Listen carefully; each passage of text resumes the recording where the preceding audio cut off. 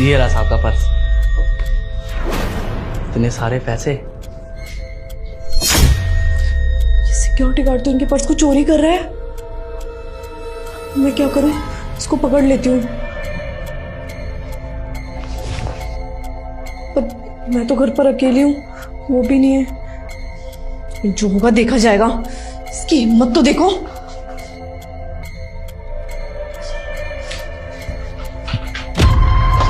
सुन, purse वापस कर इधर।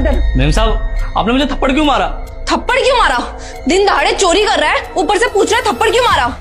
मैम साहब आप ऐसे कैसे बोल रहे हो? मैं बोला क्यों चोरी करूंगा? अपना ना मुंह बंद कर। मैंने अपनी आंखों से देखा है कि तू मेरे पति का पर्स चोरी कर रहा था। अरे नहीं मैम साहब, मैं कभी आपके घर में चोरी नहीं कर सकता। साहब के इतने एहसान है मेरे पे, आपको लगता है कभी मैं ऐसे गलत काम करूंगा? वो ही तो समझ में नहीं आ रहा। एक तो तुझे हमने अपनी सिक्योरिटी के लिए रखा हुआ है और तू ऊपर से हमें ही लूट रहा है। मैम साहब मैं मर जाऊंगा लेकिन कभी यहाँ चोरी नहीं करूंगा। मैं तो बस यहाँ पे सेवा करने के लिए हूँ आप लोगों की। अगर मैं ही ऐसे करूंगा तो आप किस पे भरोसा करोगे? तू कितना बेशर्म है। भूल गया क्या हमारे कितने एहसान है तेरे ऊपर? मेरे पति ने हमेशा तेरे को एक्स्ट्रा पैसे दिए हैं क्योंकि तेरे घर पे बच्चे हैं छोटे छोटे पढ़ने के लिए। उनकी फीस सब कुछ हम करते हैं, उसके बाद भी तेरे को चोरी करने की नौबत आ गई। सही कहते हैं लोग, तुम जैसे गरीबों की ना मदद ही नहीं करनी चाहिए क्योंकि तुम धोखेबाज होते हो, धोखा देते हो। जिस थाली में खाते हो उसी थाली में छेद करते हो। अरे मैम साहब एक बार मेरी बात तो सुनिए, मेरी कोई गलती नहीं, आपको गलत फहमी हुई है। तू चुप कर। अब ना मेरे को तेरा एक भी एक्सक्यूज नहीं सुनना। अब तेरे को जो भी बोलना होगा ना तू पुलिस स्टेशन में बोलियो। मैं अभी के अभी 100 नंबर पे कॉल कर रही हूँ, तेरे को पुलिस के हवाले करती हूँ। नहीं पुलिस को मत बुलाना मैम साहब। आप मेरी बात सुनिए, साहब ने कहा था ऐसा करने के लिए, पर्स लेने गया था साहब के कहने पे मैं। अच्छा, वो क्यों कहेंगे तेरे को पर्स लाने के लिए? वो खुद नहीं ले जा सकते? अबे ओ, तेरे से एक काम ढंग से नहीं होता क्या? अगर मुझे घर तक ही चल के आना था तो मैं तुझे क्यों भेजता पैसे लेने के लिए? साहब अच्छा हुआ आप आ गए। मैम साहब देखो ना मुझे पुलिस के हवाले कर रही है, कह रही है कि मैं चोर हूँ। पुलिस को क्यों बुला रही हो? क्या कर दिया इसने? नितेश, इसकी बातों में मत आना। मैं घर पे अकेली थी, मैंने देखा कि तुम्हारा पर्स चोरी करके ले जा रहा था। चोरी कर रहा था, हमारे घर में डाका डाल रहा था। अरे ये पर्स क्यों चुराएगा?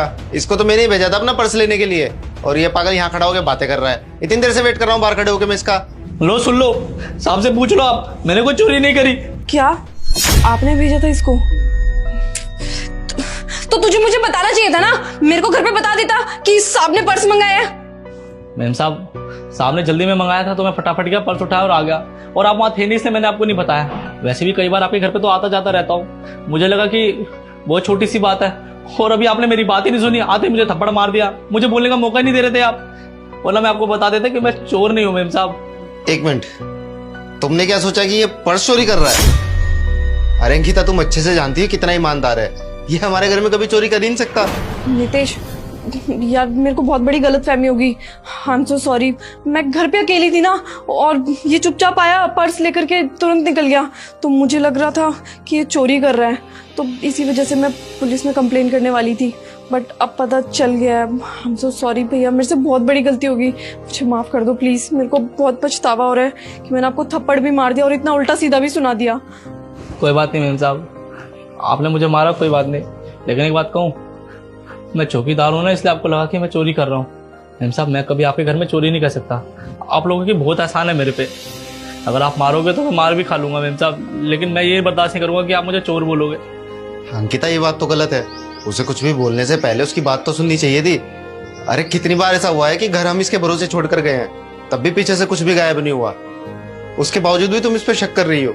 अंकिता ये लोग हमारे लिए इतनी ईमानदारी से काम करते हैं तो हमारा भी तो फर्ज बनता है ना कि हम इन पर भरोसा करें, और करना भी चाहिए।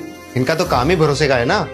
मैं बाहर खड़ा होकर फोन पे जरूरी बात कर रहा था तो मैंने इसको बोल दिया पर्स लाने के लिए।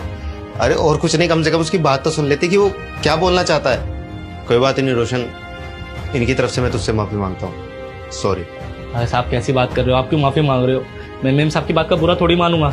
बस दुख इस बात का कि इतने साल यहाँ ईमानदारी से काम करने के बाद भी मैम साहब को लगता है कि मैं चोर हूँ। और कोई बात नहीं मैम साहब, कोई गलती हो तो माफ करना। चलता हूँ। देखा कितना परेशान हो गया वो, ये तुमने बिल्कुल भी ठीक नहीं किया। नितेश आपको पर्स। जाओ।